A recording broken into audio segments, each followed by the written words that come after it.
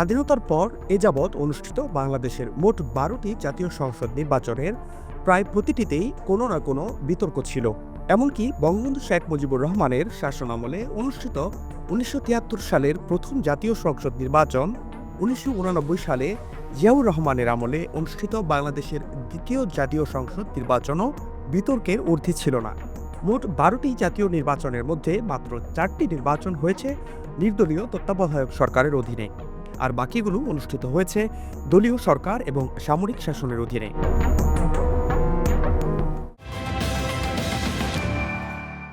এসব নির্বাচনের পরে আওয়ামী লীগ ৬ বার, বিএনপি ৪ ও জাতীয় পার্টি ২ বার সরকার গঠন করে। অধিকাংশ নির্বাচনের পরই অভিযোগ উঠেছে জালিয়াতি, কারচুপি আর অনিয়মের। ১৯৭৩ সালে বাংলাদেশের প্রধানমন্ত্রী ছিলেন শেখ মুজিবুর রহমান। দেশব্যাপী আওয়ামী লীগের ব্যাপক জনপ্রিয়তা ছিল সে সময়। নির্বাচনের পরে দেখা যায় মোট ৩০০ আসনের ২৯৩তেই জয় পেয়েছে শেখ মুজিবুর রহমানের আওয়ামী লীগ। তবে বিরোধী দলগুলো এই নির্বাচনে কারচুপির অভিযোগ তোলে। বিরোধীদের মধ্যে জাতীয় লীগ ও জাতীয় সমাজতান্ত্রিক দল জাসদের একজন করে এবং স্বতন্ত্র ৫ জন প্রার্থী বিজয়ী হয়েছিলেন। শেখ মুজিবুর রহমানের নেতৃত্বাধীন আওয়ামী লীগ সরকারের এই সংসদের মেয়াদ ছিল ২ বছর ৬ মাস। জিয়াউর রহমানের নেতৃত্বাধীন বিএনপি ক্ষমতায় আসে ১৯৮৯ সালে অনুষ্ঠিত বাংলাদেশের দ্বিতীয় জাতীয় সংসদ নির্বাচনের মধ্য দিয়ে। এই নির্বাচনেও ব্যাপক কারচুপির অভিযোগ তোলে আওয়ামী লীগ সহ বিরোধী রাজনৈতিক দলগুলো। মোট ২৯টি রাজনৈতিক দল এই নির্বাচনে অংশ নেয়। এই সংসদের মেয়াদ ছিল ৩ বছর। ১৯৮৬ সালে অনুষ্ঠিত হয় তৃতীয় জাতীয় সংসদ নির্বাচন। নির্বাচনে জাতীয় পার্টি ১৫৩টি আসন পেয়ে জয়লাভ করে। বিএনপি এই নির্বাচন বর্জন করলেও আওয়ামী লীগ নির্বাচনে অংশ নেয় এবং মোট ৭৬টি আসনে জয়লাভ করে সংসদে বিরোধী দলের ভূমিকা পালন করে। অন্যান্য নির্বাচনের মতো এই নির্বাচনেও ব্যাপক কারচুপির অভিযোগ করা হয়। এই সংসদের মেয়াদ ছিল ১৭ মাস। ১৯৮৮ সালে অনুষ্ঠিত হয় বাংলাদেশের চতুর্থ জাতীয় সংসদ নির্বাচন। আওয়ামী লীগ ও বিএনপি সহ অধিকাংশ রাজনৈতিক দল এই নির্বাচন বর্জন করে। প্রধান বিরোধী দলগুলো অংশ না নেওয়ায় ব্যাপকভাবে বিতর্কিত ছিল এই নির্বাচন।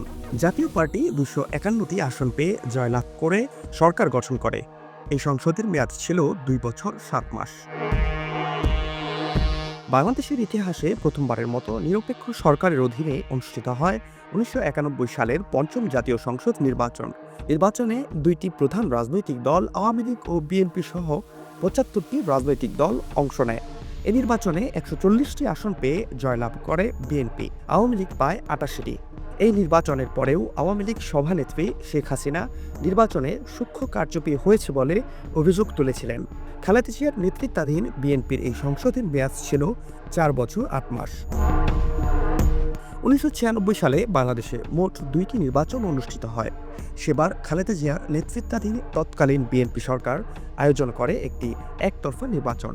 বিএনপির দলীয় সরকারের অধীনে অনুষ্ঠিত হওয়া এই ষষ্ঠ জাতীয় সংসদ নির্বাচন আওয়ামী লীগ, জাতীয় পার্টি, জামায়াতে ইসলামী সহ অনেকগুলো দল বর্জন করে। একতরফাভাবে আয়োজিত এই নির্বাচনে বিএনপি ২৭৮টি আসন পেয়ে জয়লাভ করে।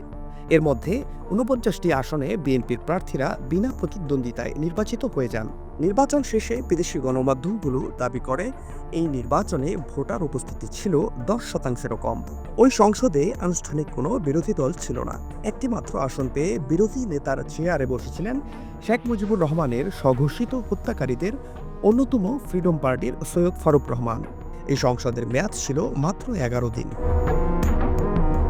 তত্ত্বাবধায়ক সরকারের অধীনে প্রথমবারের মতো ১৯৯৬ সালে অনুষ্ঠিত হয় সপ্তম জাতীয় সংসদ নির্বাচন। আসন সংখ্যার বিচারে বাংলাদেশের নির্বাচনের ইতিহাসে সবচেয়ে জোরালো লড়াই হয়েছিল এই নির্বাচনে আওয়ামী লীগ ১৪৬টি আসনে জয়লাভ করে। অন্যদিকে বিএনপি পায় ১১৬টি আসন। এই সংসদের মেয়াদ ছিল ৫ বছর। ক্ষমতার মেয়াদ পূর্ণ করে নির্দলীয় সরকারের কাছে ক্ষমতা হস্তান্তর করেছিল আওয়ামী লীগ সরকার। এরপর ২০০১ সালে অনুষ্ঠিত হয় অষ্টম জাতীয় সংসদ নির্বাচনে বিএনপি ১৯৩টি আসন পেয়ে যায়। আওয়ামী লীগ পায় মাত্র ৬২টি আসন। এই নির্বাচনের পর আওয়ামী লীগ নির্বাচনের ফল মেনে নেয়নি। বিএনপি সরকার গঠন করলে আওয়ামী লীগ শুরুতে সংসদে যোগ দিতে অস্বীকৃতি জানায়। নানা রাজনৈতিক ঘটনার পর একসময় আওয়ামী লীগ সংসদে যোগ দেয়। এই সংসদের মেয়াদ ছিল 5 বছর। 2007 সালে সে সময়কার বিএনপি সরকারের বিরুদ্ধে তীব্র আন্দোলনের মধ্যে রাজনীতিতে হস্তক্ষেপ করে সেনাবাহিনী। জারি করা হয় জরুরি অবস্থা।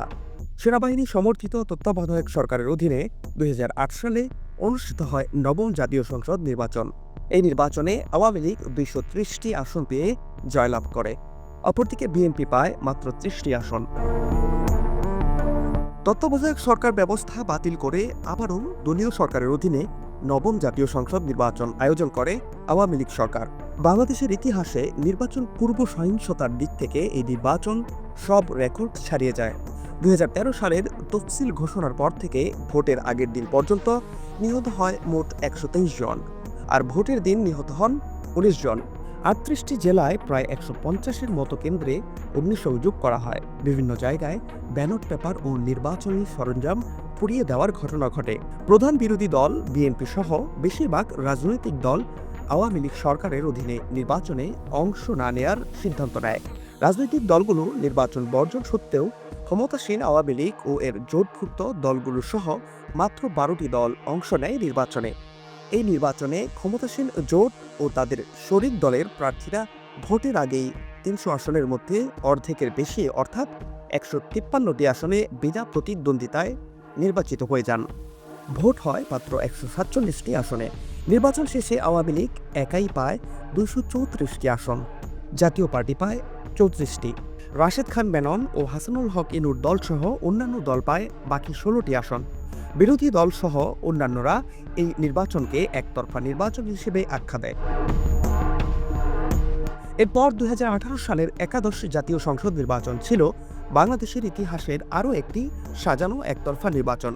বিএনপি সহ বিরোধী দলগুলো নির্বাচনে অংশ নেয়া নিয়ে সন্দেহ সংশয় ছিল। তবুও বিএনপির সঙ্গে আরও কিছু দল যুক্ত হয়ে জাতীয় ঐক্যফ্রন্ট নামে একটি রাজনৈতিক জোট গঠন করে। প্রধানমন্ত্রী শেখ হাসিনা জাতীয় ঐক্যফ্রন্ট সহ আরও কিছু দল ও জোটের সঙ্গে সংলাপ করেন এবং সুষ্ঠু নির্বাচনের প্রতিশ্রুতি দেন। এরকম প্রেক্ষাপটে নানা প্রতিকূলতা সত্ত্বেও বিরোধী দলগুলো নির্বাচনে অংশ নেওয়ার সিদ্ধান্ত নেয়। এই নির্বাচনে মোট 39টি দল অংশ নেয়। প্রার্থী ছিলেন 1865 জন। নির্বাচনে আওয়ামী লীগ একাই 258টি আসন পায় বলে নির্বাচন কমিশন ঘোষণা করে। জাতীয় পার্টি পায় 22টি আসন। অপরদিকে জাতীয় ঐক্যফ্রন্টভুক্ত বিএনপি পায় মাত্র 6টি আসন। এই নির্বাচন নিয়ে ট্রান্সপারেন্সি ইন্টারন্যাশনাল বাংলাদেশের এক গবেষণায় বলা হয় 50টি আসনের মধ্যে 47টিতে কোনো না কোনো অনিয়ম হয়েছে। বিবিসি সহ বেশ কিছু গণমাধ্যমের ক্যামেরায় ধরা পড়ে আগের রাতে ভরে রাখা ব্যালট পেপার ভর্তি ব্যালট বাক্স। জনগণের কাছে এই নির্বাচন রাতের নির্বাচন হিসেবে পরিচিতি পায়। 2024 সালে আওয়ামী লীগ আবারও আয়োজন করে একটি দ্বাদশ জাতীয় সংসদ নির্বাচন। আওয়ামী লীগ সরকারের একতরফা নির্বাচনের প্রস্তুতি দেখে তা বয়কট করে বিএনপি। প্রতিপক্ষবিহীন নির্বাচনকে জমজমাট করতে অভিনব কৌশল নেয় শেখ হাসিনার নেতৃত্বাধীন আওয়ামী লীগ সরকার। নির্বাচনের সম্ভাবনা জাতীয় পার্টি জাসদ সহ 14 দল থেকে সমঝোতার মাধ্যমে আলাদা প্রার্থী মাঠে নামানো হয়। একই সঙ্গে নৌকা প্রতীকে নিজ দলের প্রার্থীদের বিরুদ্ধে আওয়ামী লীগ ও সহযোগী সংগঠনের নেতাকর্মীদের প্রার্থী হিসেবে দাঁড় করায় দলটি। নিজেদের প্রতিপক্ষ নিজেরাই। নির্বাচনে নজিরবিহীন এবং অভিনব এসব প্রার্থীদের নাম শেখ হাসিনা নিজেই রাখেন দামি প্রার্থী। এই নির্বাচনে 298টি আসনের মধ্যে 233টিতে জয়লাভ করে আওয়ামী লীগ, আর স্বতন্ত্র প্রার্থীরা জয় পান 61টি আসনে। জাতীয় সংসদে প্রধান বিরোধী দল জাতীয় পার্টি পায় মাত্র 11টি আসন। এই নির্বাচনকে দেশ ও আন্তর্জাতিক মহল দামি নির্বাচন হিসেবেই আখ্যা দেয়। 5 আগস্ট আওয়ামী লীগ সরকারের পতনের পর রাষ্ট্র সংস্কারের দাবি ক্রমশ জোরালো হয়ে ওঠে। সেই প্রেক্ষাপটে 2 ধাপে মোট 11টি সংস্কার কমিশন গঠন করে দেশের বিশিষ্ট নাগরিকদের দায়িত্ব দেয় অন্তর্বর্তী সরকার। 3 মাস ধরে সাধারণ নাগরিক, রাজনৈতিক দল ও অন্যান্য অংশীজনদের কাছ থেকে মতামত সংগ্রহ করে ইতিমধ্যে কয়েকটি কমিশন তাদের রিপোর্ট জমা দিয়েছে। এর মধ্যে নির্বাচন ব্যবস্থা ও সংবিধান সংস্কার কমিশন যে রিপোর্ট জমা দিয়েছে তা যদি বাস্তবায়িত হয় তবে বড় ধরনের পরিবর্তন আসবে বাংলাদেশের শাসন ব্যবস্থায়।